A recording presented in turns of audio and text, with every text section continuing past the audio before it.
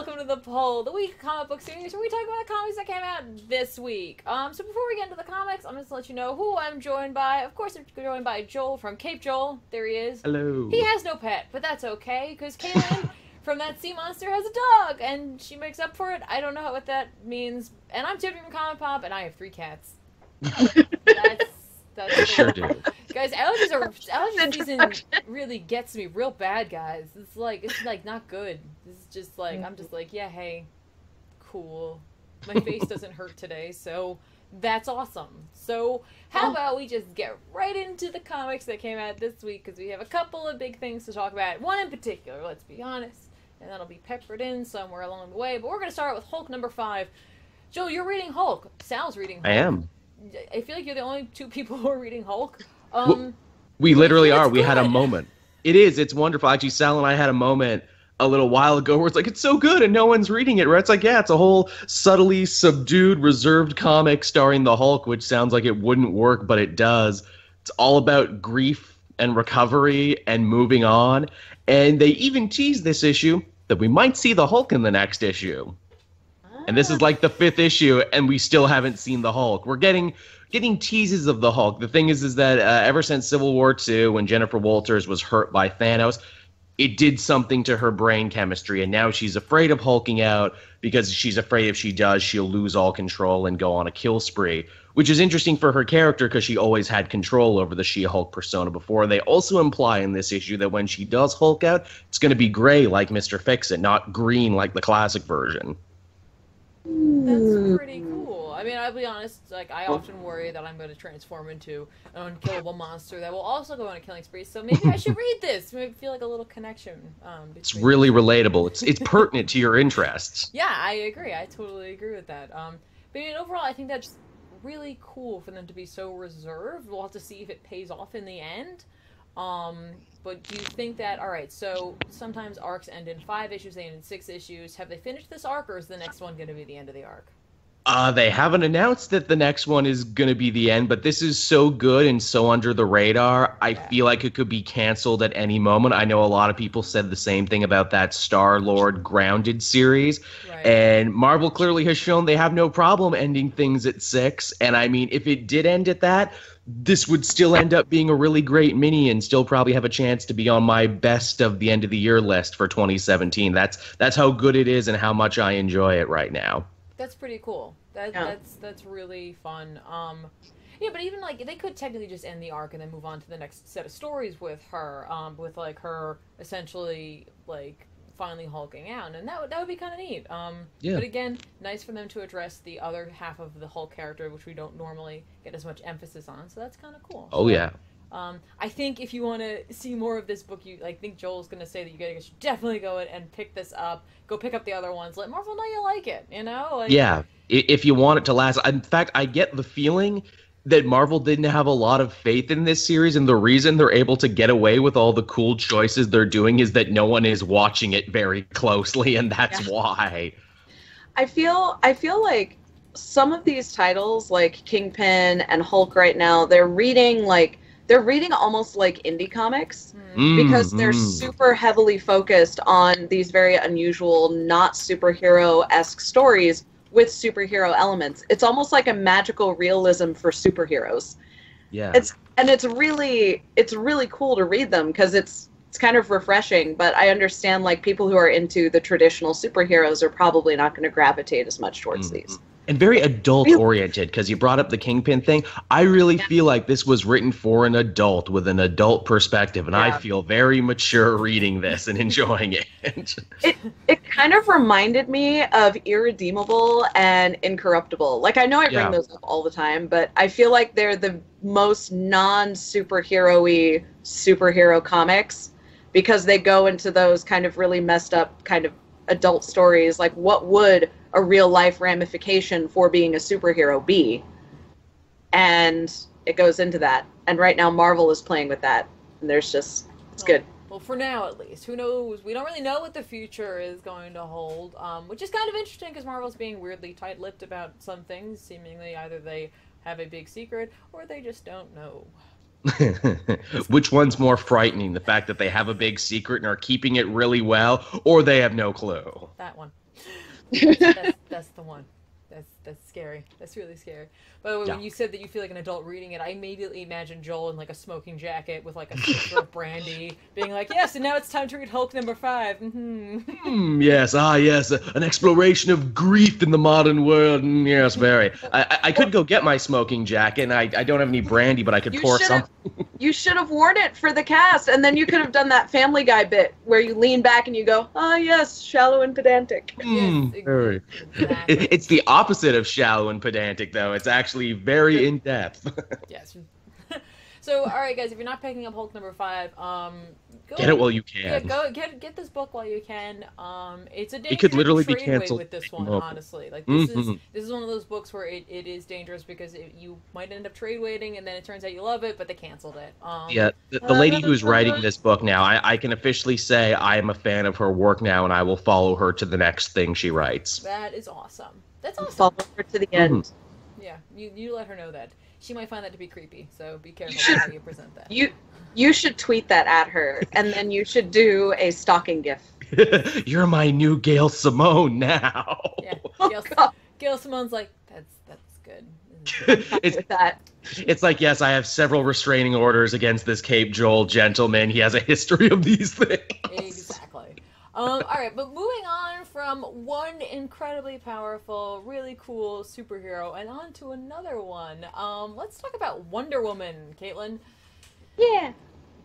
So Wonder Woman this week was really good. Now that everything has come together, balancing between the back and forth, and we are in the current timeline, and it's great, and we're sort of on this quest for truth. Veronica is on this quest for her daughter, and now the two of them have finally met. The two parties have collided on the search for Themyscira, and Veronica believes that she has found it. She meets with Wonder Woman at the gateway, they're calling it, and the gateway to Themyscira. And it's kind of interesting how they've done this symbolism, because the gateway is this giant gnarled tree that we've been seeing on Themyscira, and we've been seeing on Earth currently. And it turns out that giant gnarly tree is not a gateway, it's the prison that is holding Ares. Oh, that makes a lot of sense. Yes, and it looks like the blood of Wonder Woman or Cheetah is able to open this prison and open this gateway. So the two of them engage in battle. They wind up opening up this gateway, and Wonder Woman and Veronica's daughter wind up falling through. Interesting. Once the body of Veronica's daughter falls through, she immediately gets her soul back, and she finds her in Ares' prison, and Wonder Woman meets Ares apparently for the first time, but it's implied that Ares actually may remember Wonder Woman from New 52.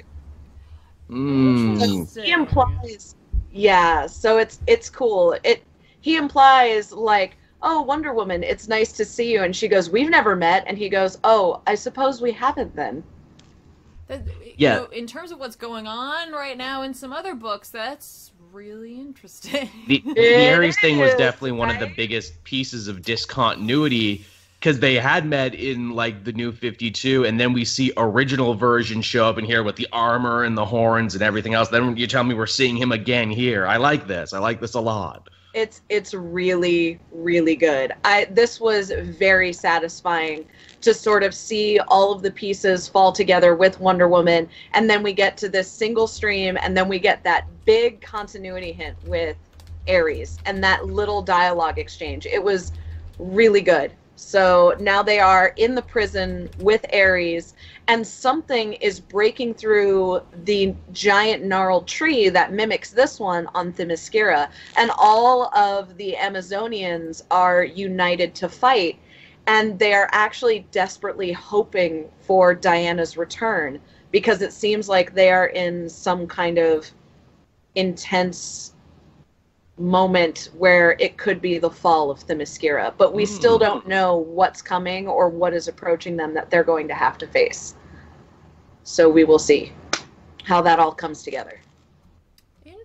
That's pretty interesting. Like, honestly, like they keep leaving us like breadcrumbs throughout each of the series, which like, I really enjoy it because of the fact that they're not required as like tie-in sort of things for whatever's going on, but it does let us know that the writers overall are talking to each other. Like they know what's up, they know what's happening, and they're playing ball. And I think that that's a huge part of DC's success right now. All of the writers are playing with each other's continuity. And to be honest, I think the fact that Geoff Johns, or as I like to call him, God Johns, spearheading a lot of these events, because he's so skilled with continuity and especially overarching continuity, and he knows how to play with all of these different elements, I think he's bringing that to his writers when it comes to each series, and he's actively encouraging them to play off of each other. Most deaths. I think that may have to do a little bit with his leadership. That's cool. That's cool. Well, yeah. So is this the start of a new arc for Wonder Woman? Or is the last issue? I think it's the last issue of the previous arc, and I feel like we're starting into the arc with Ares. So the next issue, I imagine we're going to be getting a recap of what happened, and then we'll be in the prison, because we'll be starting that new arc. But honestly, you could kind of pick up here if you wanted to. You'll be a little bit lost, because you won't really know what's going on with Cheetah. You won't really know why Veronica sent out assassins to shoot Wonder Woman twice in the body. Like, you know, you'll be a little bit lost. But if you, I do suggest picking up the Rebirth trade for Wonder Woman if you want to catch up. I just read it in trade form. It's so good in a trade. I freaking called it. So good when you get it all in that one big chunk. So read the trade, and then pick up on the art on the beginning of the next arc. That's cool. That's awesome. I love that. And I got to tell you, so cemented in pop culture is the name Veronica that every time you say it, I immediately think of Archie. And I'm like, nope. Nope. Nope. No. I think of Veronica Corningstone from Anchorman. Nice. I like every couple of very different Veronicas here. Meanwhile, I'm over there imagining Archie like bumbling his way through Themyscira. And I'm thinking, we are reporting live from the tree in which Ares has been held captive. Veronica and I are in love. Meanwhile, Veronica in Wonder Woman's story looks like Hillary Clinton. So much so, like a young Hillary Clinton. So much so to the point where I kept calling her Hillary without thinking about it. And people were like, that's not Hillary, that's Veronica. And I'm like, okay, crap. But can you blame me? You're like, but come on, give me a break here. All right, so with Wonder Woman... wearing stylish pantsuits. Okay. You're like, no. That was a very rarely stylish. And I don't know anything about fashion, but I know that. But you know. So I think Caitlin pretty much let you guys know, like, if you want to start with Wonder Woman, go get the trade, go on from there. It's a strong book. It's good. But for now, let's go over to Action Comics, Joel. What some stuff happened this week? It did. Action. Tell us about it. So this is the continuation of the, I guess they're calling it the New World or Brave New World. Superman is essentially going on a walking tour of his life. Up until this point, he's having, like, you know, It's a Wonderful Life, but for Superman, seeing all the big events. In the last issue, he saw the destruction of Krypton. He saw his rocket get picked up by the Kents. Here, it's the latter years of his life, moving to Metropolis, meeting Lois for the first time. And that's all cool, and that's all huge. Then they go and start talking about the New 52 era of his life, and we now get to see how the fusion has affected his life, and it has affected him in massive ways.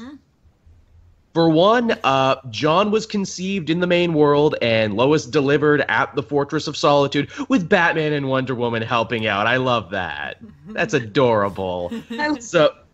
I love Batman protecting the perimeter. Yeah. That like Batman would be so uncomfortable with an intimate moment like that, but he would still want to be involved because he's desperate for companionship deep down. So he's like, I'll stay outside, guard the perimeter.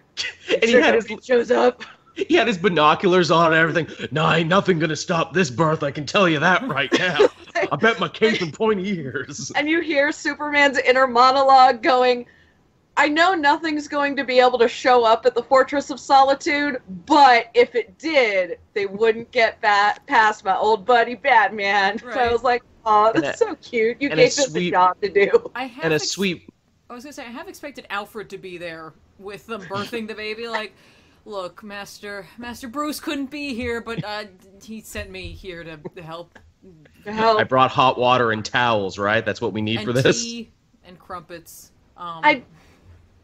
At first, too, I thought it was a little weird that Wonder Woman was the one holding Lois's hands and Clark was the one delivering, because you would think it would be the opposite. Mm-hmm. But it actually made more sense because Wonder Woman, being an Amazonian, would probably not be familiar with delivering children at all. No. And Clark, being a farm boy, would at least know the basics. Yeah, exactly. Meanwhile, Wonder Woman's like, I'm sorry, that's coming out of where? How do human bodies work? What? I don't know if you know this. On this side of the curtain. Is that good with everybody? Okay. She's like, hey guys, I don't know if you know this. I was made of clay. I was like the only new kid on my island in like a million years. So we didn't have sex ed. So we just kind of did it with each other. I didn't think it was possible for this to happen. Like, I'm just imagining, like, Batman and Superman awkwardly trying to explain to her how this works. Like, and what's happening. Well, you see, Diane, you know what? Here's the internet. Yeah, you'll find it. The Wonder Woman moment is funny, too, because that means the Superman-Wonder Woman relationship of the New 52 is now completely wiped away, gone now. Yeah. It's not coming back. That was not my ship, and I know I'm going to get flamed, but I'm happy that it struck an iceberg and sank to the bottom of the ocean where it belongs. Yeah, it's done. Go away. I agree, Caitlin, you and me. Anti that relationship. Furthermore, they start doing some other interesting things. So now Superman did wear the black costume. He did all the stuff he did in Superman, Lois, and Clark, but he just kind of did it while taking a break from the main Justice League. I'm like, all right. So I can still read those issues if I like, because those were really good stories. In fact, we wouldn't have the book we have now if not for those stories. Yep. They kept the stuff we liked. They got rid of the things we hate. It was kind of funny and kind of weird, though, seeing older, cool Superman that we respect wearing the New 52 armor costume. Yeah. Right. It was a little jarring to me. I was like, you take that off, sir. And hey, not to beat old horses or anything, but in Superman's vision where he looks at his life and all the people he's fought and all the people he's met, some different costumes he wear. We saw the trunks for a little bit, but we also saw Electric Blue Superman hanging out. We did. Ain't that funny? I know, it's electric. Boogie, Ain't that funny? Implying that he wore that costume. You're welcome to. The other big B story of this is that the dude made of code, the mysterious Code Man, is going around and recruiting more members for the Superman Revenge Squad, and he gets the Eradicator, he digs him out of storage. They take over Batman's moon base that I love, because Tomasi's been doing that since Batman and Robin. Oh yeah, Batman has a moon base. Of course he does. Why wouldn't he have a moon base? Yeah, why not? He's got a moon base and a bat cave and sort of like 10 yachts and like. Pretty sure he owns the Justice League satellite tower. Right? Yeah, I think he does. I think he does. I think that's funded because Bruce Wayne. We always forget, but Bruce Wayne has got them military contracts. Yeah. Bruce Wayne got made with a grant from the Wayne Foundation. Mm-hmm. It's funny how the Wayne Foundation always seems to bankroll everything the Justice League does. Is so weird. But who is this Batman fellow? We may never know. So, first of all, let me just say, Superman Revenge Squad, I hate that name. I'm sorry. Like, it's a cool concept. I hate that name. It's such an old-timey name. And we'll be the Superman Revenge Squad is what Didn't Hank Henshaw, though, start a Superman Revenge Squad back in the day? Because I'm pretty sure Hank Henshaw did start a Superman Revenge Squad, like, way back in ye olden days. Like, what, was it late Silver or, like, early Bronze Age? There's been a lot of incarnations of that team. Of the Superman Revenge. We don't have to bring everything back. There's lots of things we don't bring back, because it's like... DC's like, don't bring everything back! It's just, come on. They should have been the Revenge Society, is what they should have been. Just rip off Venture Brothers completely. But yeah, we're a Revenge Society. Yeah, why not? Okay. I like that. Also, they're very specific to Superman. Like, what happens if they do get revenge on Superman? Then what will they do? Will they Well, then disband? they disband. Will they seek vengeance on someone else? Will they have to rebrand themselves? There's just a lot to think about here. We made all these T-shirts and Pogs with Revenge Squad on it. What do we do now? We killed him. There you go. In the chat, I see Legion of Doom. I love that. Yeah. Let's just bring that back. That's The awesome. Legion of Doom would have been way better. We've got Cheetah back. We're like, we're 80% of what? All we need is like who? Solomon Grundy? Captain It's like Cold. the only missing member now. Yeah. That's true. Yeah, what is Grundy doing these days? He's been pretty inactive. I think he lives in a sewer now or something. He should come back in Hellblazer because he's a zombie. So, That would have been good. and this is just something Sal and I were talking about, so I want to bring this up. But like when they show the death of Superman and then the aftermath, there's only 3 individuals they talk about who came. Ooh. Where isn't there a 4th? Where what? Which one are we missing? There was Steel. We saw him there for sure. Yep. Eradicator, because Eradicator's back right now. Mongol? Is it Mongol? Well, Mongol was there with Green Lantern. They're like, oh, and then the Fallout. Everybody. Are we missing Metropolis Kid? Are we missing him? I think so, or at least, like again, like that's just something Sal and I were talking about, just like some little things that they put in there, and it could be as simple as like the scene wasn't expanded, you only saw a little bit of it, you know what I mean? Like, but where is Superboy? Is this DC saying there's only one Superboy now, and his name is Jonathan Right? Kent? Like, Screw off all those yeah, other. like that's what I For think is Superboy Prime. right. Like, so it's either they're removing him for a purpose to show up later on, or they're removing him because they're trying to simplify things. Could be.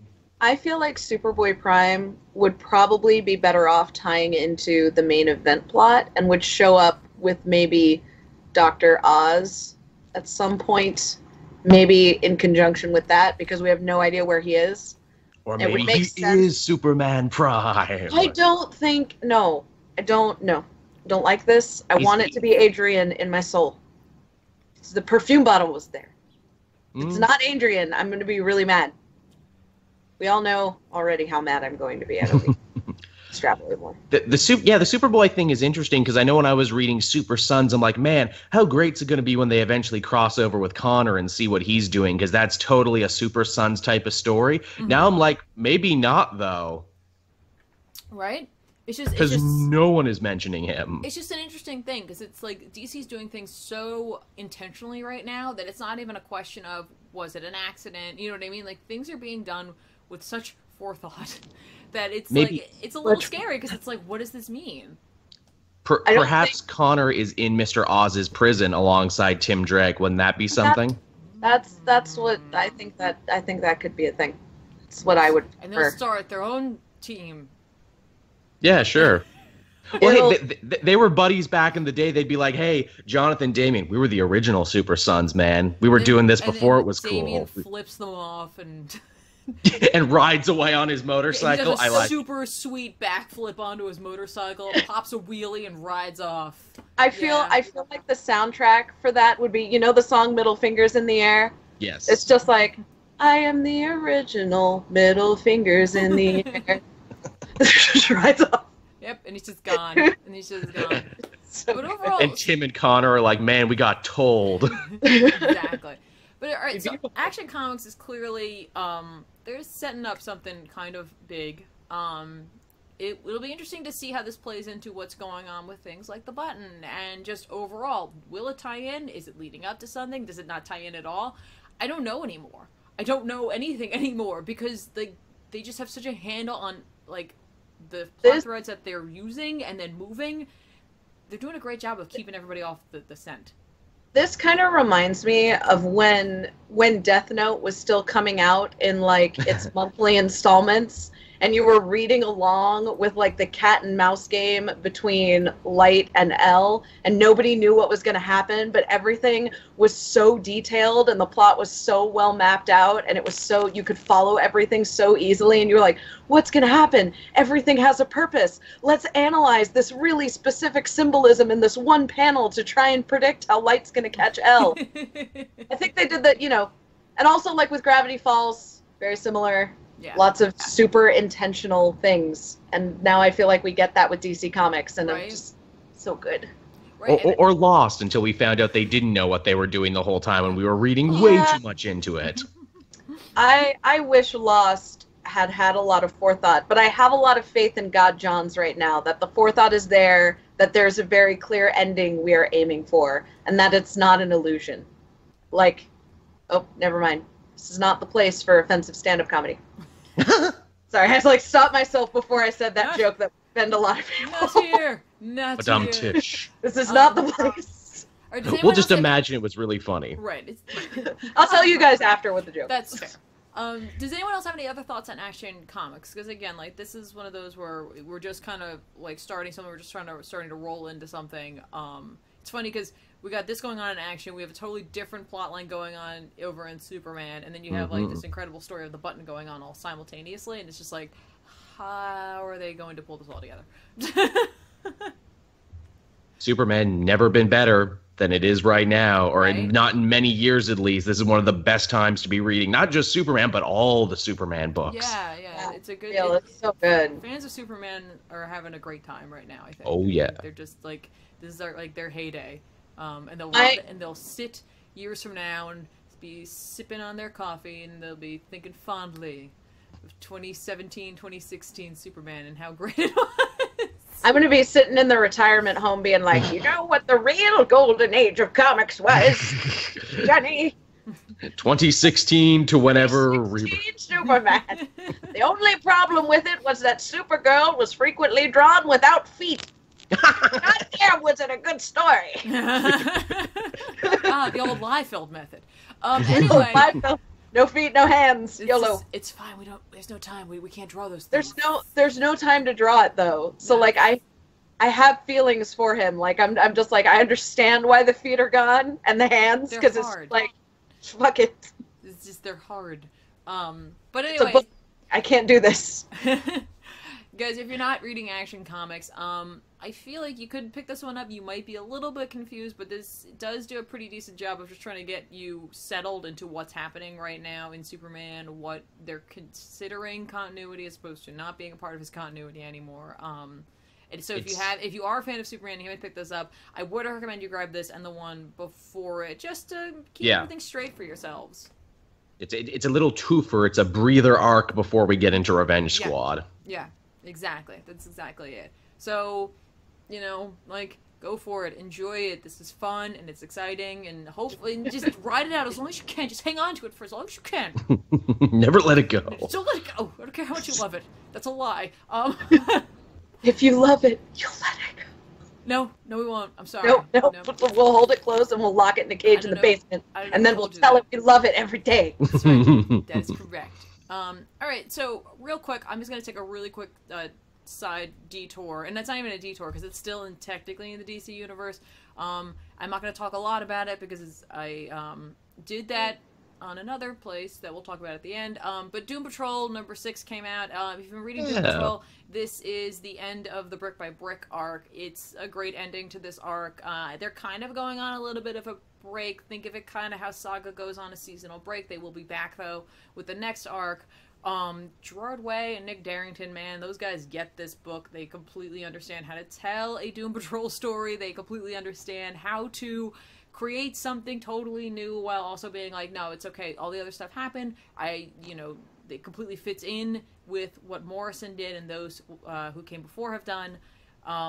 Really just completely finishes up everything from issue 5, and then there's like a mini story in there that's all part of the same arc that gets a little bit more of the team back together, and it's just a lot of fun. It's just super fun, and I can't wait to see what they're going to do next, and that's it for me for that. So, Right on. Thanks.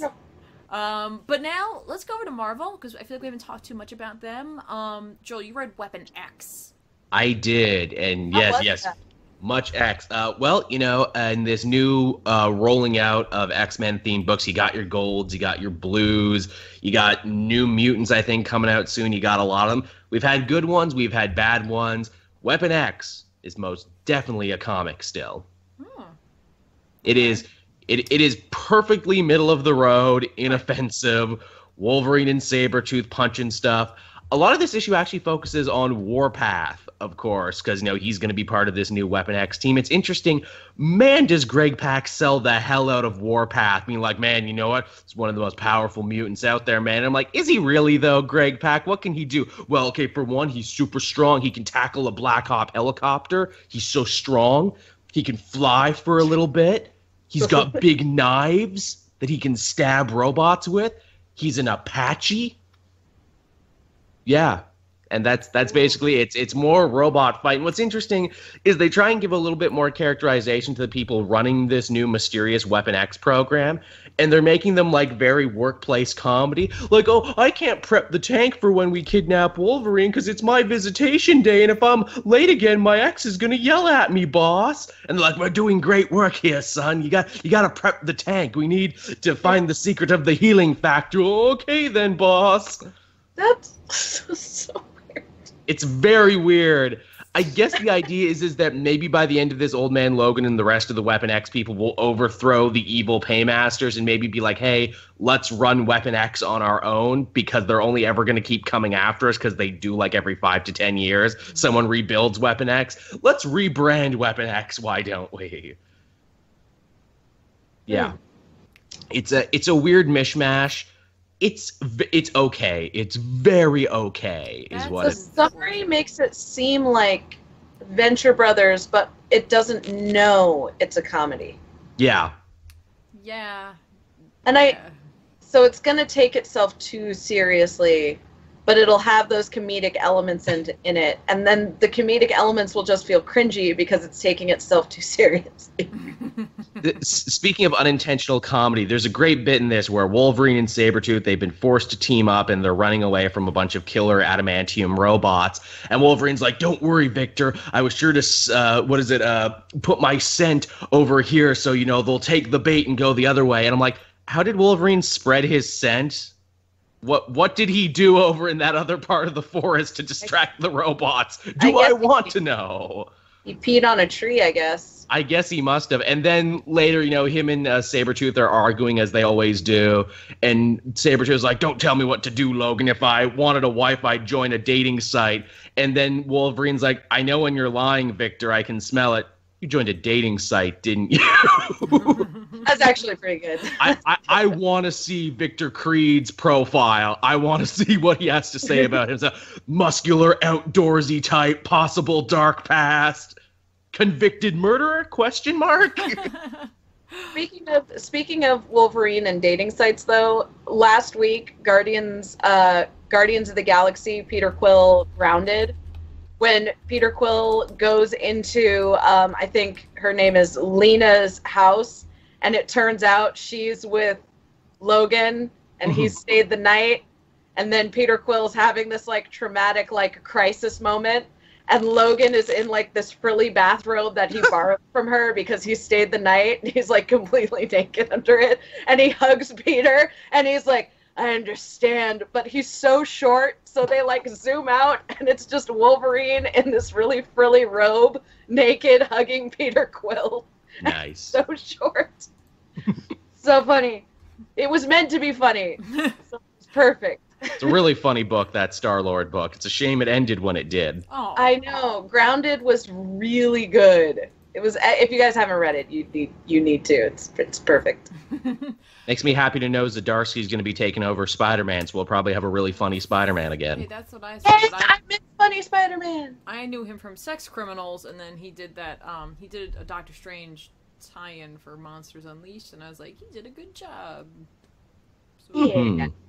We are pro Zdarsky here. Yeah, I like Little bit of a tangent, but funny Spider-Man. Did you guys see the Bruno Mars Spider-Man music video where Bruno Mars changes the lyrics to his own song and then records a Spider-Man music video for it? Oh, I did not. It was really good. It was actually a good music video. I like it more than the original song.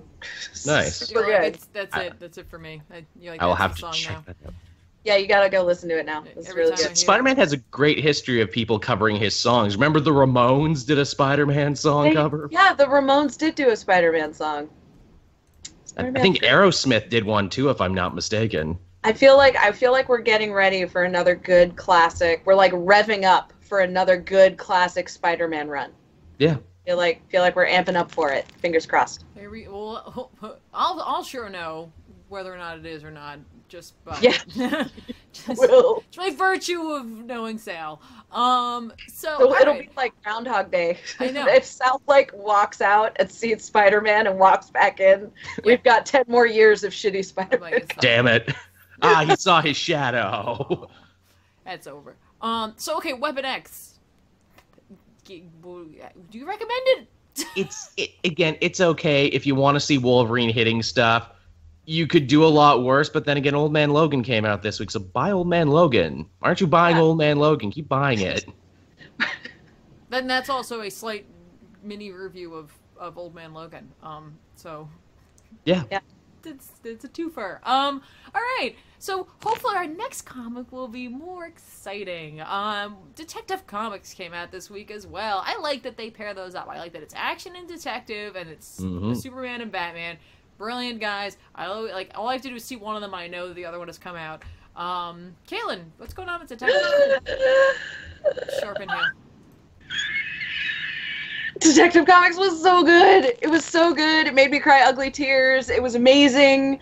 I loved it so much. So, okay, essentially what happened in Detective Comics this week is we open up to find out that Kate and Batwing and everybody are tied up naked to a bomb that is located on a fault in Gotham City. Classic. That's going to explode. During the morning show, apparently, the Bloodhaven morning show or whatever. Yep. And Gotham is going to die and collapse in a fiery inferno on national television. Yay. I guess not yay. That really sucks. And well, if you're the League of Shadows, yay, that means your plan worked. And and Batman is getting his ass kicked by Shiva. Sure is. And he's dying, and well, not dying, but he's incapacitated on the floor, and he's being stripped nude to be tied up with his compatriots to this bomb that is going to blow up. All is lost. Clayface is put into like 12 different pieces of Tupperware strapped to a wall that he can't get out, and all that's left is Cassandra Cain. She is the only one, and she has actually been rescued by the dancer that she was watching from a couple issues ago. Like the beginning of the arc. Yeah, like at the beginning of the arc, which I loved that little circle that they did. I'm like, everything's coming full circle, and this is the first sign of it happening. And she's reading Cassandra Cain a story about a little girl who is taken from her family and imbued with special abilities, who has to save her friends, who becomes a shadow in order to save her friends from an evil witch. So, they're doing the little fairy tale parallels her situation kind of thing. And Cassandra Cain wakes up while she's being read this story by a dancer that she absolutely idolizes and wants to be like. And she's having this conversation with the dancer, and she's in her short bursts, and she's saying and the dancer's like, so we kind of get a little recap of their first interaction and how the dancer was like, oh, I'm sorry, I yelled at you, I was just really scared, I thought you were a killer. And then Cass is like, no, not a killer. I don't want you to be scared of me. And she's like, no, I saw that you weren't, because I started trying to find you to see if you were maybe a vigilante, to maybe see if I had caught a vision of a vigilante.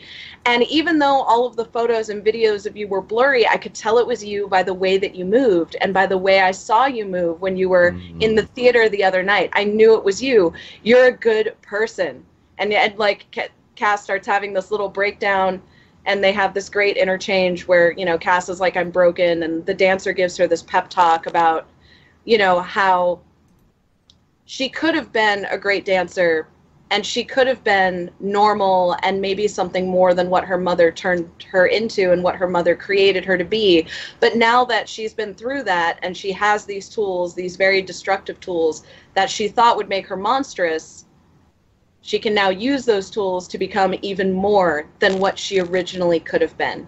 She can become even more than what was taken from her. And I was like, it hit me like right in the soles. like right deep, like, because I know, like, okay, I'm gonna get a little real here, because this hit me really hard, because in a sea of stories that you hear about sacrificial mothers and very loving mothers, and then you get, you know, the other end of that, which is very destructive, horrible, monstrous mothers, but you never really get that story about the monstrous mother and that abuse story where the daughter actually gets to overcome it. You oftentimes get to see stories where daughters or children of abusive mothers fall victim to it and they repeat the cycle or they get destroyed by it. But in this story, you get her overcoming it and you get her becoming something great in spite of it. And you get her using those tools that were that sort of toxic reality that she grew up in and that she lived in. And she's using those survival tools to save her friends.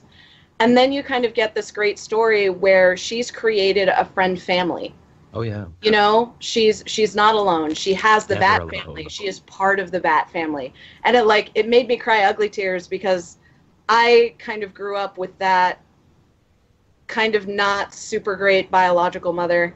Like it was not a happy childhood. It was not a good experience. So that was my first time kind of getting a story like that. Sort of getting a story where she comes out okay and she comes out great. So it hit me really hard. I was like, my ugly tears. It's a real love letter to Orphan for sure. It really is. That story is for sure. I mean, and when she sort of drops the Orphan moniker at the end and she calls herself Cassandra, that was such a great moment because she's sort of shedding this previous identity and taking her own for herself. And I'd it's a real kick-ass actioner too. The action in it reminded me a lot of The Raid because, you know, she's just fighting her way down, lower, beating up ninjas, lower. Oh, yeah. And at the end, like, you get these cuts between her talking to her dancer idol and her, like, kicking ass and taking names. And right as she's about to hit this huge fight scene with, like, all of these ninjas coming at her deeper and deeper into the basement. And it's like, so what are you going to do? As she's leaving the dancer's house. And she goes, I'm going to become the shadow. Just like in the fairy tale. You got to turn the page, too. And then, like, you open it up, and it's this beautiful, beautiful 2-page spread of a fight scene with an amazing monologue. It was just, what? Wait, this is really well put together. What? Yeah, you had to turn I had to rotate it. It was too big. My computer screen was like, I can't handle this. Oh, okay, but it's laid out regular?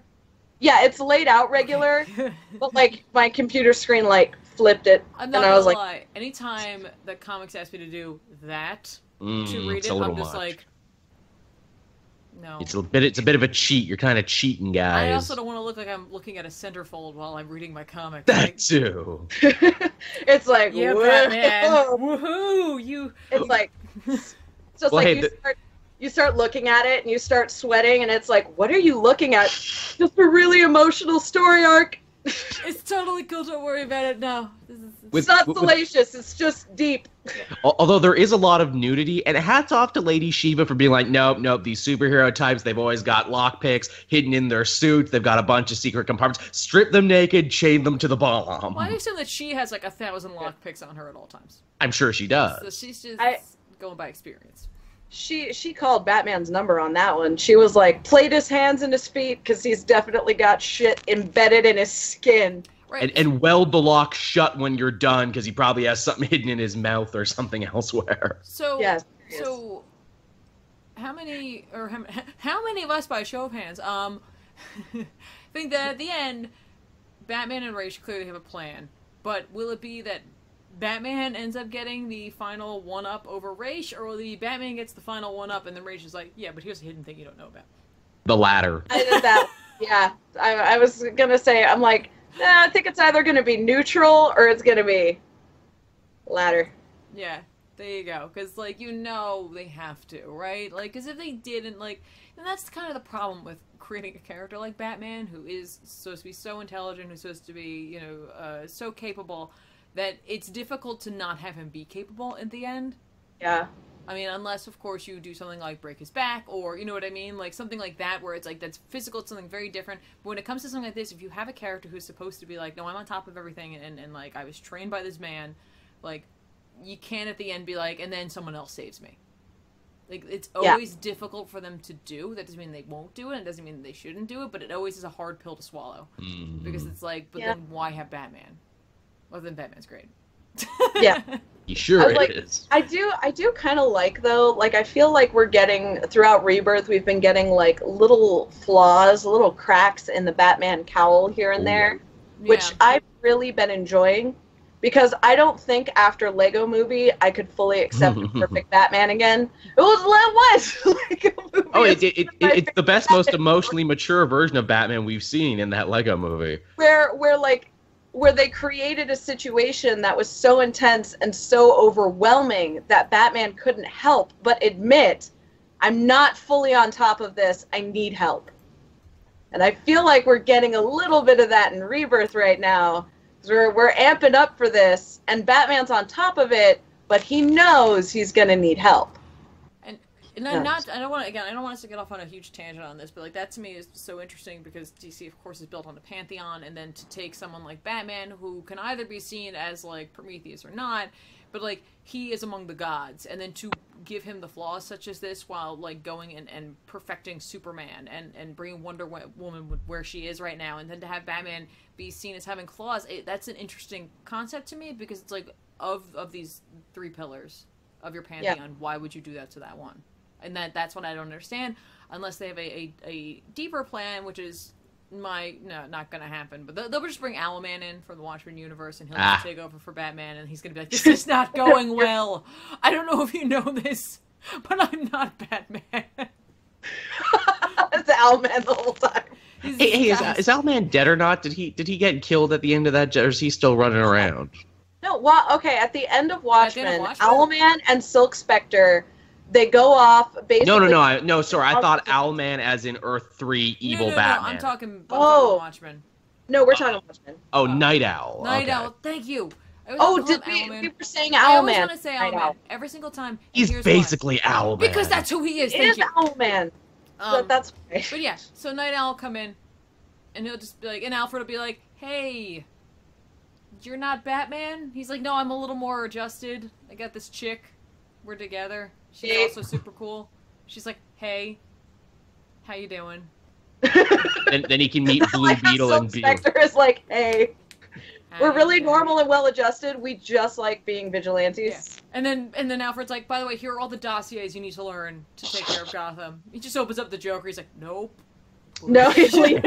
And then Night Owl can meet Blue Beetle and be like, hey, I'm basically just you, huh? Yep. Yep. Exactly. Big flying ship and everything. Mine's a beetle. Mine's an owl. Awesome. High five. Exactly. And then we get like a really cool buddy comedy where it's like Beetle and the owl. Right. And then Silk Spectre can go hang out with Black Canary. Nice. They like chill out, go get a drink at the bar, and bitch about their costumes and be like, yeah, I don't really know why I chose a corset bustier.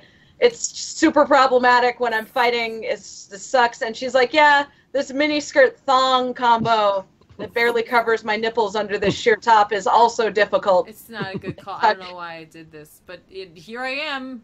Anyway, let's talk about our like crime fighter like bows. Boyfriends. She's like, yeah, mine's like kind of a fuckboy, but he knows it, so it's not that much of a problem. She was like, yeah, mine's just really insecure. He's kind of pudgy, but like, it's cool. He's really good at what he does. It's cool. It's I dated God, too, for a bit. Yeah, that was fun. He's not as attentive as you might think he would be, being God. Right? No. Oh, no, that's You'd think it'd be cool to date God, but no. You know, I gotta tell you, there's no part of me that thinks that that's cool. To be perfectly frank, no. I remember reading Watchmen in school because that was like our comic books are actually literature, and we had to read Mouse and Watchmen. Right. Two good ones. Yeah, two really good ones. But like while we were reading Watchmen, there were so many people in the class who were like, "Why would she leave Dr. Manhattan? He's so cool." And I'm like, "But like, come on." He's also super distant. Exactly. So, like, all right, guys, if you're not reading Detective Comics, go get on board. It's a really like fun and like legitimately action-packed book that's going on. You get a lot of hop on the Feels Mobile. Yeah, Mm-hmm. jump on, and see what's going on with Batman, because Batman's doing a lot right now. Much He like is. Superman. The busy boy. He's a busy boy. And all of the plots in these arcs, I feel like for Batman in general, both Batman and Detective Comics are just like hop aboard the Feels train. We're going to get into some heavy topics. Whoop, whoop. Yeah. Because it's just, I Am Suicide. Like, I'm so happy we had that we have the kaiju story, because that was our break. Yeah. That was our break before Giant we got monsters. into I Am Suicide, the death of Tim, and then Cassandra. Heavy. Yeah. I need a break. I need another if you're looking for a heavy book, go grab Detective Comics. Or if you just want to keep up on and have a an interesting time and a not necessarily feel good but kind of feel good time with the rest of the Bat family, go grab it. But right now, I'm going to tell you that there's a comic that came out, that I read it, and pretty much move on. Man-Thing #3 came out this week. Man-Thing! That's right, that came back. I read it. And you loved it, I can tell. I gotta tell you something right now. All right, look. I'm sorry, it's just your reaction to Man-Thing every time. It's just like okay, cool, kind of a fun concept in this issue, but you know what we didn't need? The past 2 issues. That could have been maybe an issue, maybe part of an issue. We didn't need it, and now we're here, and now we're just gonna rush through all this kind of interesting stuff, all while R.L. Stine writes terrible dialogue. There's literally a line in this that just like they just describe what's going on, and like the actual dialogue of Man-Thing is way worse than the narration, but the narration also isn't great. But like there's a point where he just goes, birds explode for no reason. I'm like, yeah, that's inspired for no reason. Just birds I'm gonna write that in my yearbook. Explode for no reason. It's gonna be on my gravestone. It's my epitaph. Birds explode for no reason. Yeah, think about that. Ooh, mind blown. Famous last words. Wait. If anybody in our audience right now is still in high school, I want that to be a senior quote. Right? When you graduate, because I know some of you are graduating seniors, and we're getting to that time. Please make birds explode sometimes. Right? For no reason. For no reason. Basically, You will win a no prize. Yeah. There you go. Nice. I'll provide a prize for you. How about that? We should print up some weekly pull no prizes for people in the comment section and everything else. Here, you win a no prize. I'll give them an actual prize. You see these Lego sets? I haven't opened these. Oh shit, did you guys do that too? With the comp no prize? Yeah. Yeah, we had that, like, it used to be the Little House no prize back when we were TV Little House. Like, that's how far back it goes. Oh, that's sweet. I did not know that. Yeah, Sal remember that from back in the day. But anyway, real quick, so Swamp Thing goes into the Nexus of Realities because, like, the swamp's dying because the old father, not the All-Father, let's not get confused, he's just super old, is missing. So that's why birds are exploding for no reason. There's no reason, except there's a reason because he's not there. It sounds like that was the reason. I know, but he wrote for no reason. He wrote that, so I had to read it. So then he goes through the Nexus of Realities and ends up turning back into himself for a minute, and then he's like, nah, now Man-Thing again. And then this chick shows up, and like she pretends like it's just like, oh, it's by accident, but it's not. And Queen Irina takes him to a gladiator arena, and then the old father's there, and then he has to fight Tiny Behemoth, and then he turns back into himself. Tiny Behemoth, who is not tiny. Ha ha ha. Get it? So clever.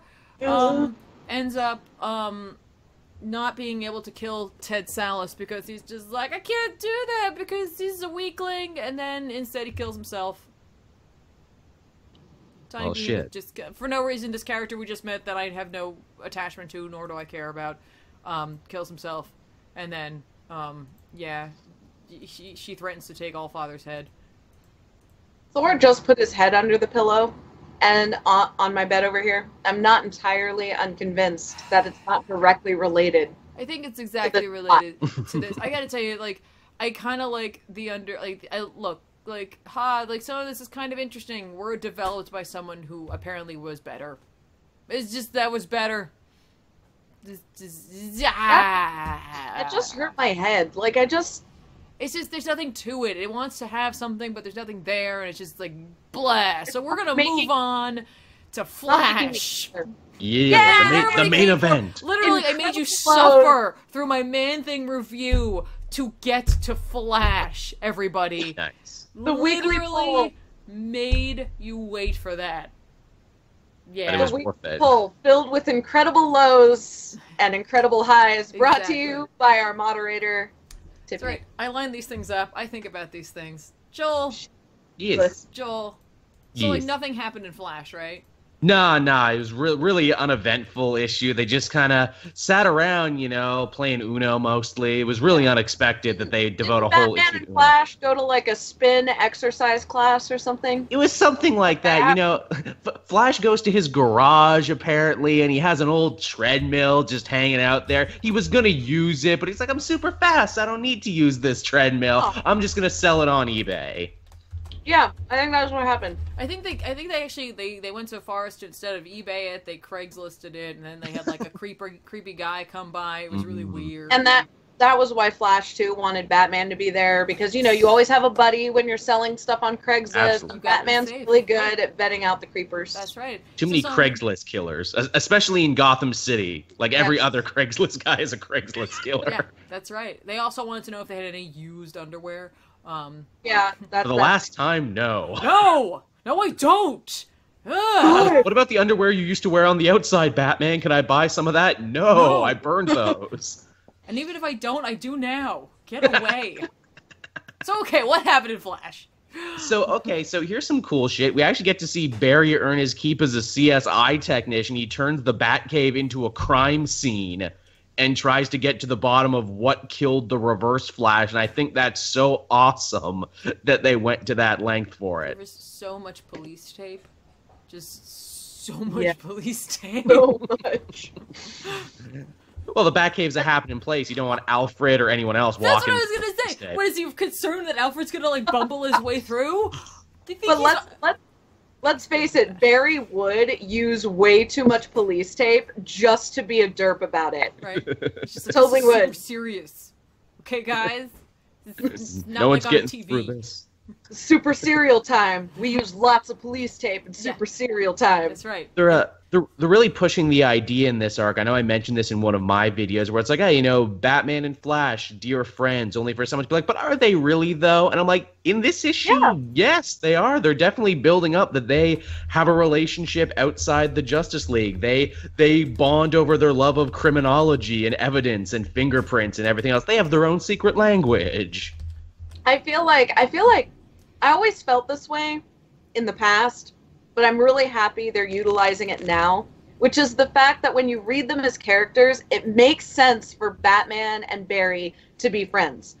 Because they're on the same level of intelligence, and you always have a super serial friend with a super derp friend. Yeah. As the super derp friend, I know this for a fact. Batman needs his derp friend, and he does not have one unless you count the Flash.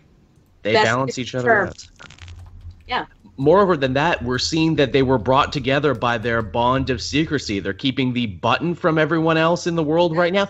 They're also keeping Flashpoint from everyone else, and they've been keeping it for this long. And when Barry assumes, oh no, Reverse Flash came back talking about Flashpoint, talking about your grim and gritty dad, was this my fault? Did I do this? Was this a really delayed revenge? And because it's a Jeff Johns book, by the end, he will ultimately exonerate Barry from Flashpoint and everything else, which I feel was in the back of Jeff Johns' head forever. You know, I wrote this story, but I got to exonerate him like I exonerated Green Lantern for all of his wrongdoing. I need to fix this. And he did, and it was great. I really did like how Barry was like, and this is all my fault. I left us open to this because of Flashpoint.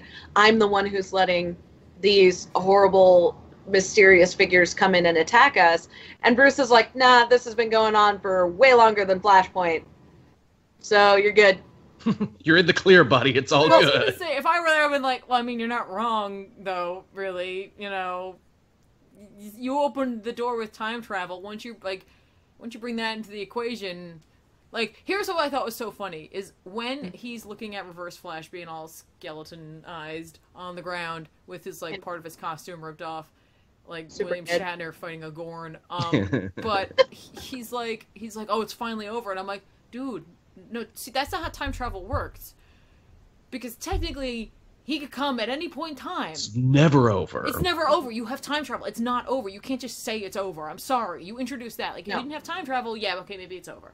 But also, how many other times has Thawne died only for a time echo of himself or a paradox version of himself to return and bedevil you again? Right? Exactly. I always thought it would be cool if Thawne were a little bit like the Doctor, where he eventually becomes the immobile point in time. And that's what allows him to move around through time and space without drastically altering it. Because he is, he's the stationary point. Right. I always thought that would be a cool way to play that character, but I highly doubt they'll do it, because the fact that you get infinite Thawnes means you have infinite opportunities to use this villain. And I don't think anybody would ever want to remove that. But I think it would raise the stakes if that were the case. They'll Rick and Morty it up, and they'll be the Council of Thawnes. Oh my God! Keep him in line, and he's like the most Thawny of them all. And that's a pitch right there, Tiff. I'd read the shit out. Can I buy that now? I want it. I want it so bad. Because it's like Thawne being like, on my own, I couldn't kill Barry Allen and the Justice League, but together as a unit. Yeah, but the Council of Thawnes. I would love to, if they created a Council of Thawnes story, I would absolutely, without a doubt, need a nod to Szechuan McNugget sauce. Right. I would need it. Yeah. I'm guessing you guys didn't watch the end of Legends of Tomorrow, and I can't blame you for that, but in the final episode, Thawne does something very similar to that, because he's fighting a team, he gets a bunch of himself from history, and I'm like, why did you never do this against the Flash? This is a great idea. Why didn't you open with this? Why did you even need a team of other D-listers? You should have just done this. They wanted to see how it was going to work out. How will we bring light to D-listers and be able to put more actors in work? Think of the actors, Joel. Joel never thinks of the actors. Joel is like, screw you and your apartment and food needs. That's fine. The writers will be striking soon. It's fine. What else do we get from so much this issue? Well, this explains why I'm getting more freelance work. Yeah. Sorry, I was thinking about the writer's strike, and now I'm like, oh man, am I a filthy scab? Mm-mm. Wait, why would you say that? Why would you say it out loud? I don't know. Why did I say that out loud? You've made it real now. It wasn't real. I just got, like, I woke up this morning to, like, a bunch of things in my inbox from, like, bigger companies that I'm used to, or not bigger companies, but bigger production areas, houses, places that I'm used to getting, and I'm like, wait, did my resume come up? Because it just hit me. I'm like, oh. But shut up now. Everyone's fearing that strike. Gonna be quiet. What's cool about this is we basically get to see the Justice League storage facility, and it is Easter Egg City. Yeah. I don't know what you guys caught. I caught Skeet's Booster Gold's robot. I caught a bunch of old JSA uniforms, which that's saying a lot that the JSA was real and that the Justice League is keeping a bunch of their shit for them in storage. That's pretty huge. Well, that's cool. That means they're friends, that they're storing their stuff. Yeah. If you store someone's stuff, you guys, you're tight. You're tight. Because they're all probably in retirement homes. Best friend level. Yeah, my eyes. If married, Flash would be best man. Exactly. Exactly. What I'm saying. I immediately went to Martian Manhunter's uniform. Yes. I was like, whoa, whoa, whoa, whoa, whoa, whoa. Why is that there, and why is he not in it? Why is he missing? That's right. There's a bunch of Martian stuff in there, actually. Yeah. Also, the Prisons of the Demons 3 are in there as well. If you like your supernatural, those are there. Yeah. Those kinds of pages, they're just genius. They're just genius to put in there. The artist gets to have fun with it. Too. Huh? Raven's outfit, too. Okay, yeah. Absolutely. But, like, what a great idea to do. It just gives everybody something to talk about. We're already excited about what's going on, and then you're like, and have this, and enjoy, and try to figure out what we meant by it. Maybe we'll touch on this. Maybe we'll never talk about it again.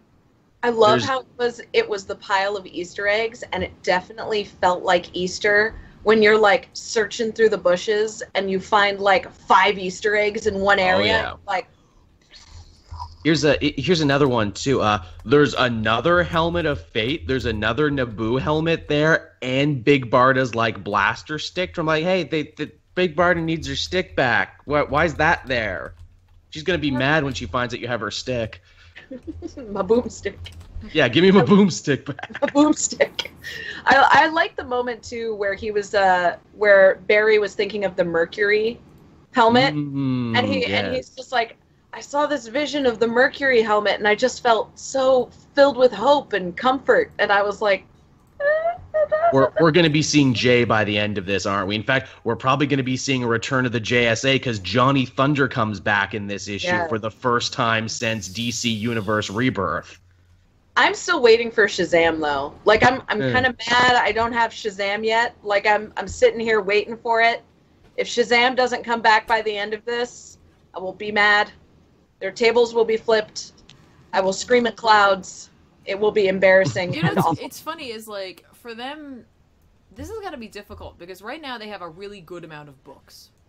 Yeah. But to then add a whole bunch of new characters, You're gonna have to do away with a bunch of like they're like, okay, this is the time for us to reevaluate what books are working, curating. what aren't. Let's like cull the herd and then bring in some new blood.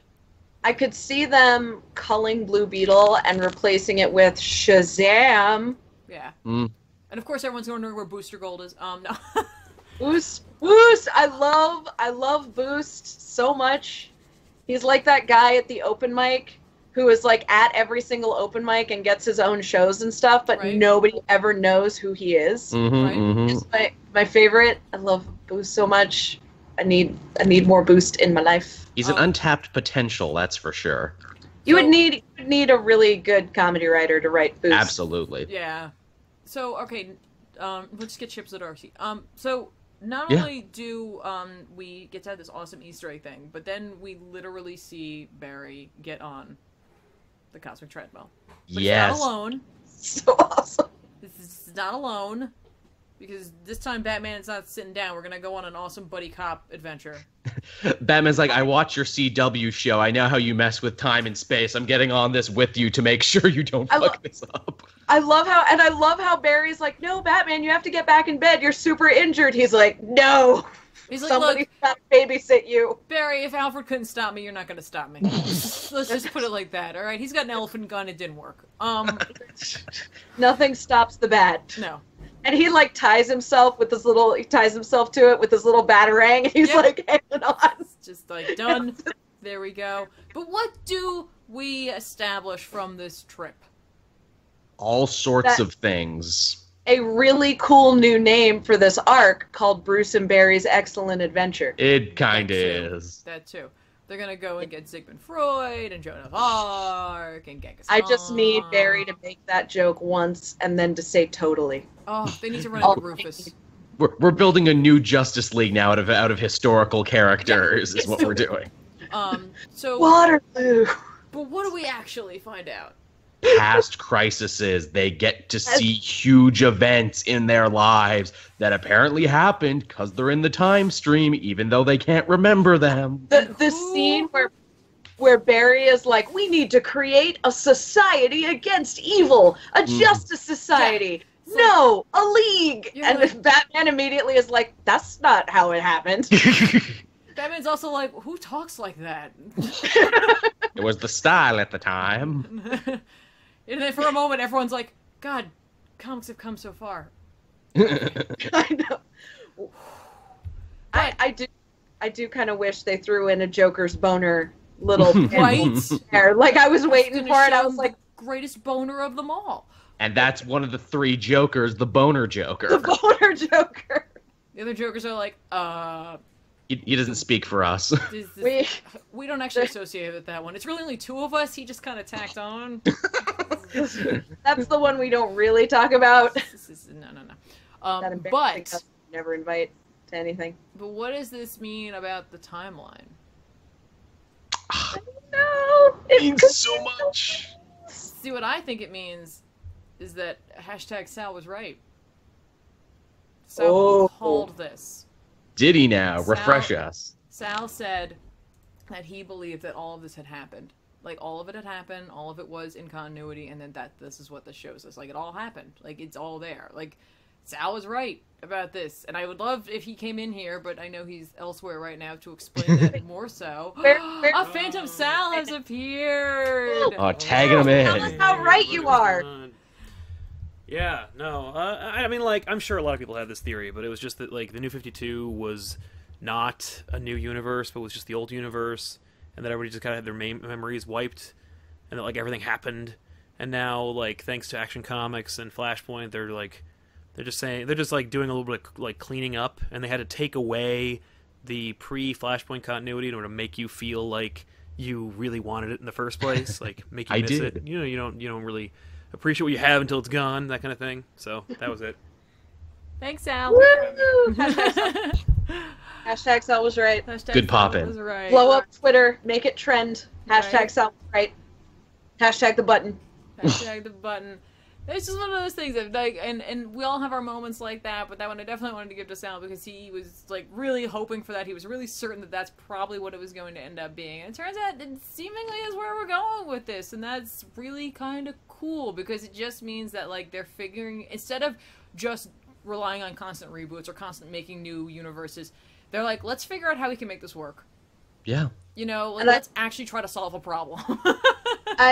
I love the idea, too, because it reinforces the idea that this is possibly Dr. Manhattan's toy box, which is what that's the thing that I hope is the reality, that the big blue hand that created the universe is indeed Dr. Manhattan. Shit. That what we're doing is we're going back and we're tying in things that were previously signposted, that the world Dr. Manhattan left to create is the DC universe. And that's the open hand at the beginning of the universe in the DC creation myth.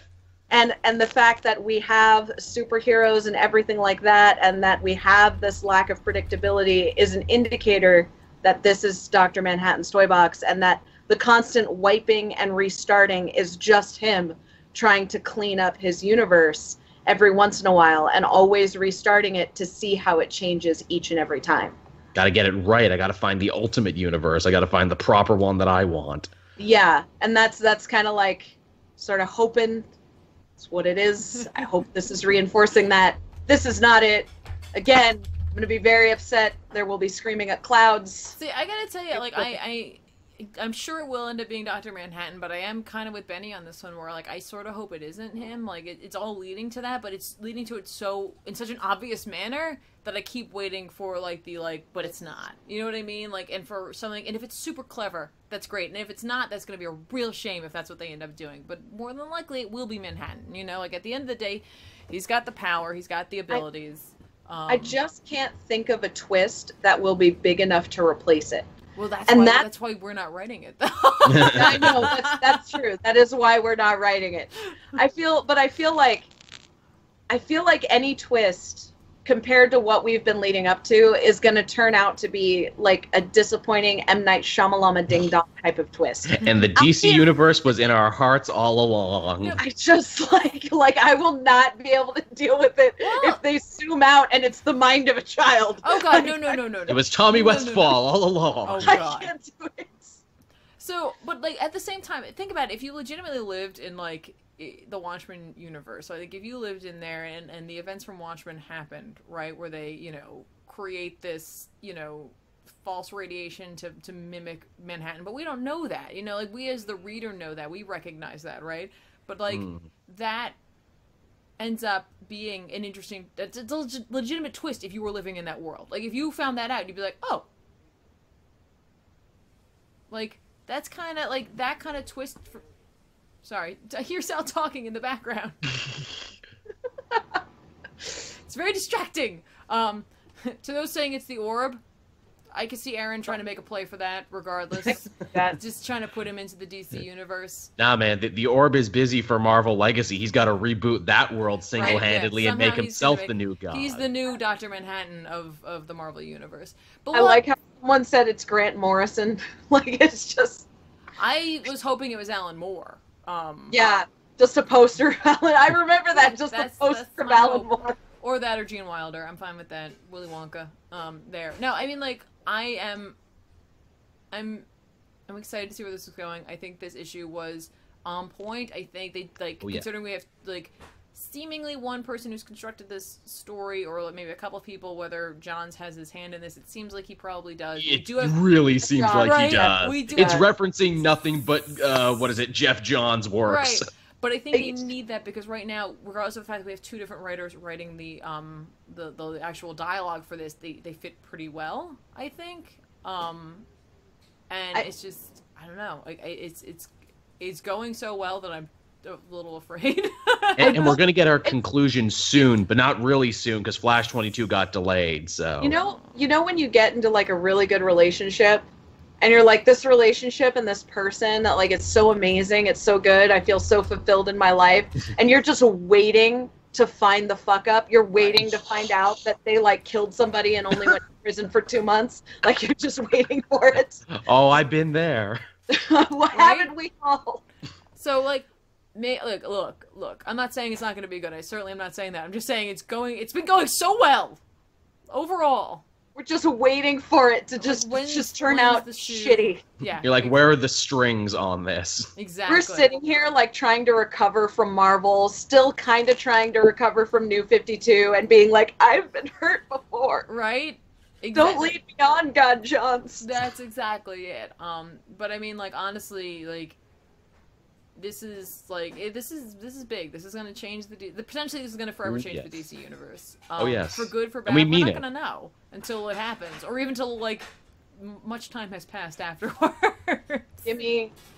I'm excited to see this conclusion. Yeah. We live in historic times. We'll be able to tell the comic fans of the future. I was there when the Watchmen crossed over with the DC universe, and there was a button and everything. Yeah, that's exactly it, and like that's really cool. Like it's just really cool. Yeah. During the golden revival of comics. This is our Great War, but not really. I hope that Rebirth turns out to be so good, and the Marvel reboot turns out to be so good that our era of comics will be able to be called a golden revival. Yeah, and it's that would be awesome. What age are we up to? We've had gold, we've had silver, we've had platinum. Where are we now? I think the paper age or the wood. Gold, silver, bronze. I guess is platinum like late 90s, early 2000s or whatever. I don't know. Bronze is 80s through 90s. Bronze is like somewhere in the 80s through the 90s. I think the 90s is just known as the extreme era. We're the Teflon age. Batman. They're the belts and pouches era. The Dare comic run era. Yeah. Oh no! Speedy shooting up! I have that cover up on my wall. I love that one so much. It was a good time. Good time. My ward a junkie. So, all right. Any other thoughts on this issue? I mean, with this one we knew we were going to talk about in depth. But what do you? It's good. It's good. It's real good. Any other thoughts about that? So good. I like Bruce and Barry's Excellent Adventure. That's what I'm going to call this arc from now on. So. Good stuff. They should hang out more. All right. They should hang out more. Let's just quickly blow through the next two comics, just because I knew that this was going to take up a lot because there's just so much to talk to about that. So let's just talk really quickly about Thor. Caitlin, I know you read that, and Joel, I know you did too, but I'm gonna let Caitlin tell us about it. Yeah, I get Thor because she's cool. So Thor, they're Thor and Quentin Quire. Yes, Quentin Quire, a high-level telepath, close to Xavier's level, team up to take down the Phoenix, which is an amalgam of energy between the two gods, the two Shi'ar gods that Thor has been fighting, and it threatens to consume and destroy the universe. Thor actually wins the godly challenge because, unlike the other gods, she's actually able to enlist the help of outside gods to fight for her under her name. So she is actually awarded mega points for being able to inspire such great fealty and loyalty in subjects and in other gods. So that was pretty cool.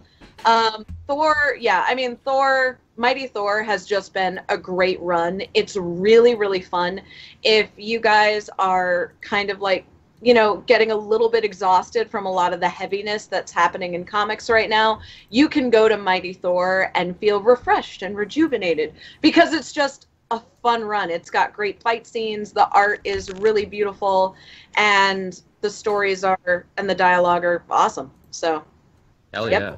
Joel, and the Choir team up, it's really funny to watch Quentin and Thor interact because Quentin is so sassy and Thor is so serious. And she's basically like, who is this sassy child who is interfering with my posturing? It's funny, too. We were talking about how Jason Aaron is obsessed with the orb. Yeah, he's also obsessed with Quentin Quire from, like, back in his X-Men run. Not only does he keep bringing him back, but he keeps implying, nah, but in the future, though, Quentin Quire will be the Phoenix, though. Nah, but in the future, though, look, I'm going to tell a future story where this happens. So now you have to do it. I also like the self-awareness, too, with him bringing back Quentin Quire from a desert island. Yep, he was literally out to sea. No one cared until Aaron found him. No one, and he was like, I'm bored, I'm on this desert island, and I'm here because I just really hate everybody else, and I'm just waiting for something fun to happen. And then Thor shows up and is like, oh my god, look at this little douchebag. Hey. So it's just like, it was kind of that Mean Girls moment where it was just like, get in the car. We're going to defeat the Phoenix. Yep. They get in the car and they go defeat the Phoenix. How great was his shirt, though? Ask me about my mutant agenda. How great was his shirt? I want that shirt. This sassy little shit. Yeah, I want that shirt too. It's really good. We also learn a little bit more about the gods of the Shi'ar Empire, and it's like, well, how do they summon the Phoenix? Through incest powers, apparently. Kiss me, brother. And then the Phoenix is summoned by that.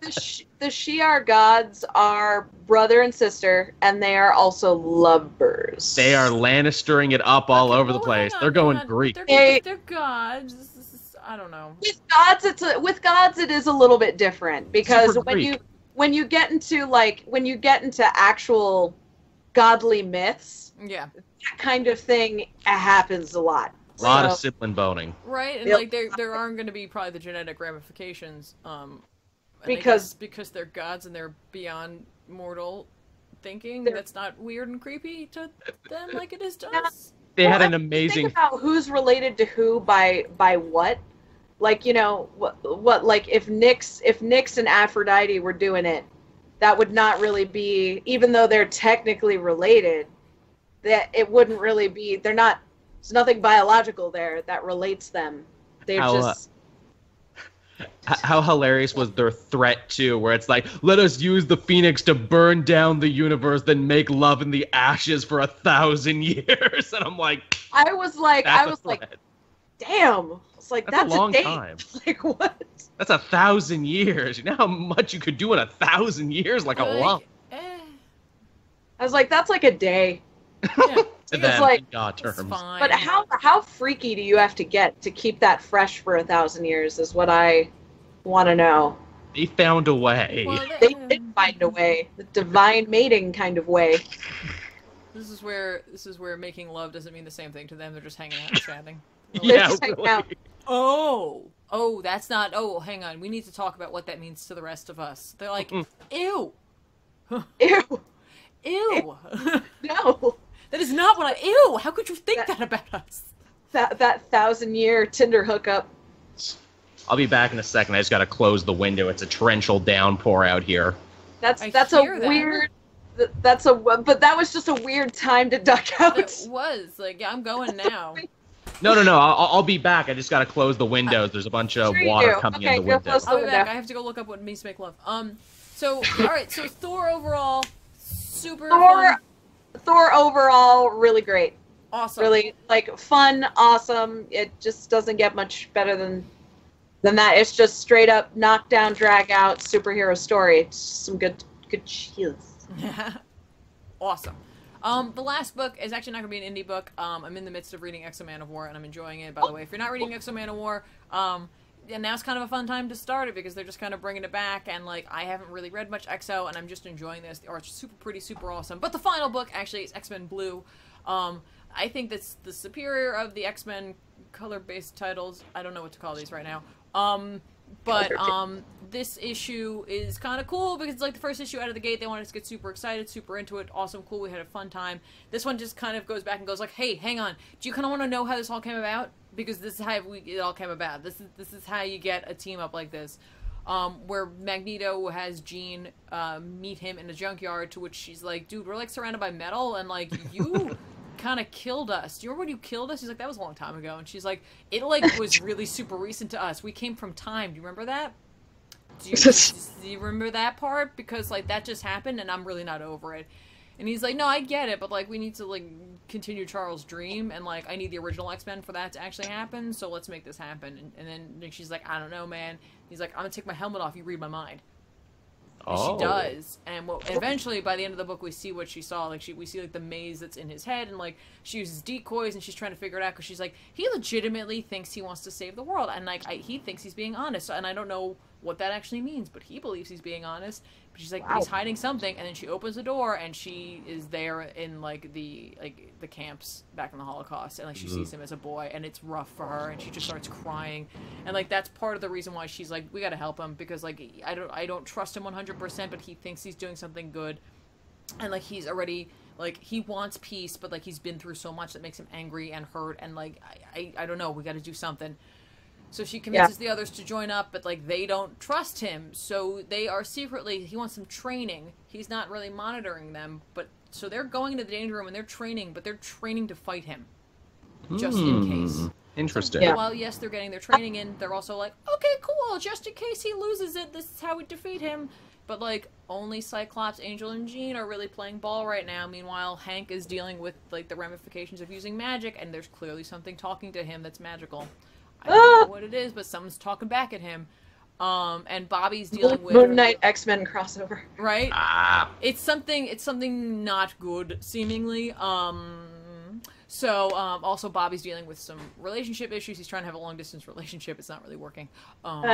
So like they're just kind of having typical kind of team-based problems, and then like Sentinels show up in like I think Spain, Barcelona. So they all go there. And they meet up with a bunch of color-coded Sentinels, which I thought was funny. It's like Power Ranger Sentinels show up. Okay, now I gotta read it. It's not really, though. There's like a yellow one and a No, green you one sold me. and I was on the fence. Now I'm sold. There's a Power Rangers parallel. I got it. It's just like, it's a page. They didn't even get to fight them because we go back to Madripoor, and Magneto's talking to his, like, Ultron-esque looking, like, robot servant thing. It's not really, that's just what it reminds me of. They go downstairs into deep, dark, scary place, and they've got the time platform thing there, and they're powering it back up so that they can be ready to send the X-Men back. And I was like, what are we doing here? Like, is your plan to get the X-Men team up and running, send them back to their time, and then to make the future better? Yeah, I don't know. Or is it something where you think it's gonna, like, do you already know it's getting out of hand and they don't Will trust that be the resurrection? Will the resurrection be we fixed the past and now a bunch of people who were dead are alive again and or good again? That seems weird to put all of your eggs in the basket of a brand new book. Mm-hmm. Right? Like, so I don't know if it's just gonna be that, or literally he's just making sure that once, if they snap and they betray him, he just is like, alright, back in time you go. No, you know you send children to the room? I'm sending you back to your time. I love, without dessert. Right? I love how we have all this stuff going on in X-Men Blue, and it seems like it could have ramifications that really impact the X-Men and even the overarching Marvel universe for like a while. But there's one person in the chat who's like, but Iceman is gay! Yeah. They need to stop making him gay! And I'm like, isn't there always one? I'm just kind of like, there's so much going on that has nothing to do with Iceman. Maybe you're concentrating on the wrong things. Just know. maybe. I'm like, this is the wrong... Considering everything that's happening in Marvel, I'm like, this is the wrong battle to fight. Yeah, I mean, literally, you Nobody had Jean cares about Grey. Iceman anyway. I know. Jean Grey literally wandered the mind of Magneto. She went in there. He let her in. He's like, go ahead. I know! Which like, is not... He's just like, we need to expedite this process, okay? You're not gonna believe me. This is the only way I know you're gonna believe me. Like, that's really cool. Like, I kind of like this book quite a bit, and I'm not a huge X-Men reader. Like, I'm a X-Men TV show watcher.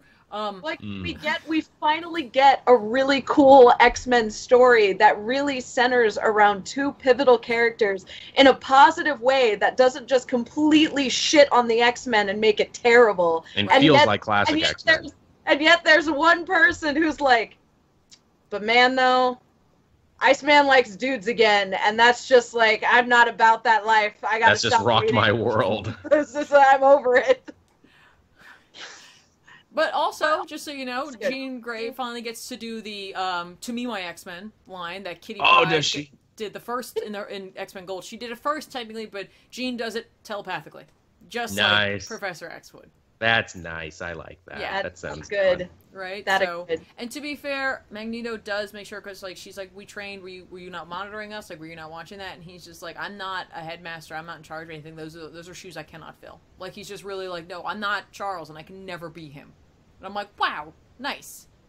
Nice to recognize that. What exactly are you up to, Magneto? Because I don't 100% trust you. Oh, Magneto stuff. Because Magneto is one of those villains that's just do the good thing no matter what the cost, even if it turns into a slightly evil and nefarious cost. Mm-hmm. Yeah. Just kind of like... You're like, where are we going with this? We got Hank doing magic, there's creepy stuff going on, there's colorful, like, sentinels happening, Magneto's being all weird, but there you go, guys. Time travel. That's it.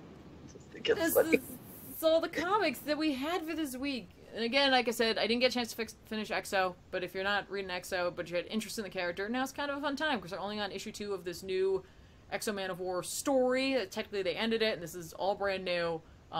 It's kind of cool, because, like, I'm not saying it's like Old Man Logan, but I like to see like old grizzled versions of characters. Apparently, and that's like a thing I like. Yeah, but that's cool though. It is cool. So the snow version of the character. Yeah, that's exactly it. I like that. I like it. Yeah. I want it more old men in comics. Apparently, no old dudes. No. Old dudes. So that's it though. We again, this is a big week, and it's gonna be like big weeks for a while. Mm-hmm. Up until there's that delay, upon which case there will be riots in the streets, and yeah. Yep. You know, we'll be selling, of course, the Pole branded pitchforks and torches so that you too can get on the bandwagon of. That's a racket right there. But before we close out this show, let's find out what you guys are up to this week. Caitlin, what do you got going on? So I am actually going to do the entirety of Captain Hydra from beginning to Secret Empire I'm going to try and get it to 2 minutes. I'm going to try to cover the whole... So I've been doing this thing where I try to summarize a comic as fast as I can. The goal is always 2 minutes. I don't always make it, though. So I just spew it. I write a script, and then I try to spew it as fast as I can and try to hit all the major plot points. It's been hard. Like, the last couple were like 5 minutes. One was 7 minutes. So hopefully I can get this one in 2, but we'll see. So if you guys have been not caught up on Captain America Steve Rogers, if you want to get caught up, that's going to be on my channel this weekend. And then I've also got an alternative fashion weekend post for Black Moon Cosmetics versus Jeffree Star Cosmetics coming out this weekend. Nice. I don't know if there's any ladies in the crowd who really like liquid lipsticks, but... Right. There you go. Or if you know any ladies, let them know about it. Yeah, so we've got Captain America Steve Rogers, then liquid lipsticks, and some streams. An eclectic mix of content over there at Sea Monsters channel. Sea Monster, we have what you need. We are the Walmart. How about you, Joel? What do you got going on? Well, building off the fact of what you just said there about trying to summarize Secret Empire, on my channel this morning, I dropped an in-depth guide to Secret Empire I go back even further than, Captain America and Pleasant Hill. I go all the way back to 2010 Secret Avengers by Nick Spencer, where he first mentions the word Kobik. I talked for 40 minutes. I cover all of the tie-ins right up to the Zero issue that came out, and people seem to be enjoying that. You said you wanted to do it in 2 there, Caitlin. I talked for 40 minutes on this. It was basically a lecture. I basically put on my professor coat, and I'm like, okay, here's the whiteboard. You got a whiteboard. Exactly. Here's the string theory. Here's how it all matches up. That was fun to do. You had a Rorschach string board. I sure did. I most certainly had that. That was fun. I got reviews, of course, coming out for, the entire week of all the comics we talked about and some ones we didn't. And I'm sure I'll have some Guardian stuff coming down the pipeline, too, because that movie comes out soon. Nice. Over on Comic Pop, if you missed yesterday's back issues, which was released super early in honor of Alien Day, which, if you don't know what Alien Day is, LV-426, Planet and Aliens, for 426 being the month, year, planet, whatever thing, right? Sal did Aliens versus Predator, not the movie, the original comic. It has nothing to do with the movie. Nor the game. Nor the game. So they did that on the back issues. They had an awesome time with it. Just really a lot of fun. Way better, I think, than the movie itself. Also, you can also find the Elseworlds Exchange that you, Joel, and Sal did on how to fix Marvel Comics, which I thought was a really fascinating discussion. You guys had a great plan.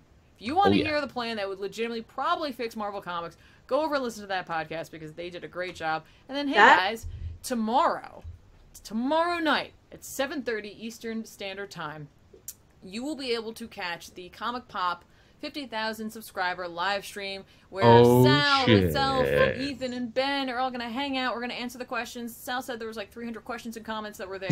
Oh, crap. We took out repeats. We whittled it down. There's a huge bowl of questions. I can see it from here. We're going to try to get through as many as we can. We're going to order food with you guys. We're going to eat in front of you. Have dinner with us. Hang out. Who knows what will happen? I'm secretly, because I know Ben doesn't watch this show. I can say this, but like Ben's gonna eat deadly hobo spiders. We ordered the spiders. That's gonna be awesome. Oh, nice. That's not really happening. Aww. Hobo spiders.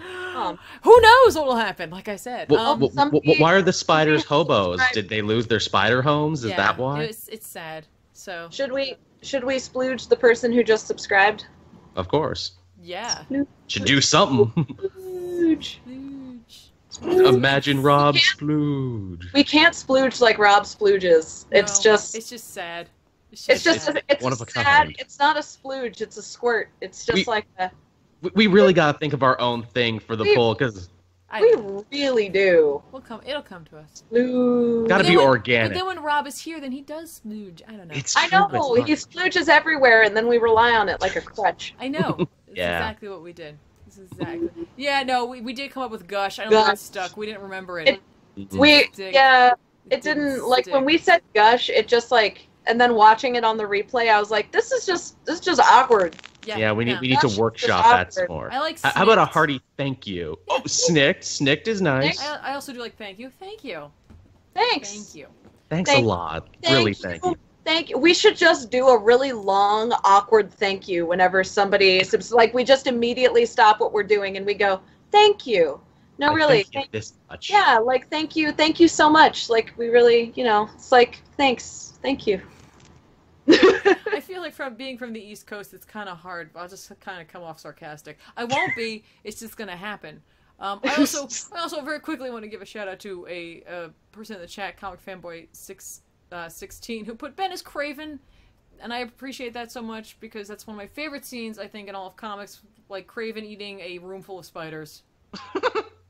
Literally eating a room full of spiders. I love that scene. That's awesome. But anyway, guys, that brings the poll to an end. Don't forget to come back every Thursday if you want to hear what happened in this week in comics, because we're going to be talking about it, especially now that the button's coming out, so you'll be hearing a lot more about that. Along with a bunch of other random comics that you won't know until you get here, and I won't reveal them to you until they're happening, essentially. And then every Tuesday, we also do the weekly poll, though last week it was here and then on a YouTube channel. But I think we're not really sure what's happening with that, but we will always let you guys know. We'll always be updated. Mods will always be there to point you in the right direction, but it still goes on every Tuesday around 6 p.m. Eastern Standard Time. Same with this show. And then that's it. The show's over. You can go now. It's okay. Or stay, whatever. It's a free country. Do whatever you want to do. But we're going to go. We're going to leave now. We're probably going to leave now. You don't have to go home, but you can't stay here. I literally hear dogs outside. I think they've released the hound, so I definitely have to go. So I got to get out of here. So we'll see you guys next time. Have a great weekend. Hopefully we'll see you guys. It's a personal note. I'm personally hyping things. We'll see you guys tomorrow, right? Yeah. I want to see every one of you here. Wade 457, Comic Fanboy 616, Dante Turtle, all of you, Crunson, Warrenish, Cool, yeah. It is mandatory. Do Joel and I have to go? Do we have to go too? Yes.